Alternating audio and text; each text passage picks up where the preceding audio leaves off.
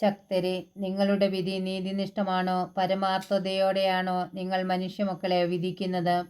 നിങ്ങൾ ഹൃദയത്തിൽ തിന്മ നിരൂപിക്കുന്നു. നിങ്ങൾ ഭൂമിയിൽ അക്രമങ്ങൾ അഴിച്ചുവിടുന്നു. ഉരുവായപ്പോൾ മുതൽ ദുഷ്ടർ വഴിപിഴച്ചിരിക്കുന്നു. ജനനം മുതലേ നുണ പറഞ്ഞ് അവർ അബദ്ധത്തിൽ സഞ്ചരിക്കുന്നു. അവർക്ക് സർപ്പത്തിൻ്റേതുപോലുള്ള വിഷമുണ്ട്. ചെവിയടഞ്ഞ അണലിയെപ്പോലെ ബധിരരാണ് അവർ. പാമ്പാട്ടിയുടെയോ മാന്ത്രികൻ്റെയോ സ്വരം അത് കേൾക്കുന്നില്ല. ദൈവമേ, അവരുടെ പല്ല് തകർക്കണമേ. കർത്താവേ, യുവസിംഹങ്ങളുടെ ദംഷ്ട്രകൾ പിഴുതെറിയണമേ.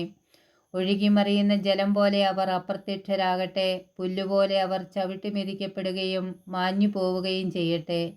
ഇഴഞ്ഞു പോകുമ്പോൾ അലിഞ്ഞുതീരുന്ന ഒച്ചുപോലെയാകട്ടെ അവർ. അവർ സൂര്യപ്രകാശം കാണാൻ ഇടവരാത്ത ചാപിള്ള പോലെയാകട്ടെ. നിങ്ങളുടെ കലത്തിന് ചൂടേൽക്കുന്നതിന് മുൻപ് തന്നെ ചുള്ളിവിറകുകൾ പച്ചയും എരിയുന്നതും ഒന്നുപോലെ അവിടുന്ന് പറത്തിക്കളയും. പ്രതികാരം കണ്ട് നീതിമാൻ സന്തോഷിക്കും. ദുഷ്ടരുടെ രക്തത്തിൽ അവൻ കാലു കഴുകും. നിശ്ചയമായും നീതിമാന് പ്രതിഫലമുണ്ട്. തീർച്ചയായും ഭൂമിയിൽ ന്യായം വിധിക്കുന്ന ഒരു ദൈവമുണ്ട് എന്നു മനുഷ്യർ പറയും. സങ്കീർത്തനം 58. ദുഷ്ടന്മാരോട് പ്രതികാരം.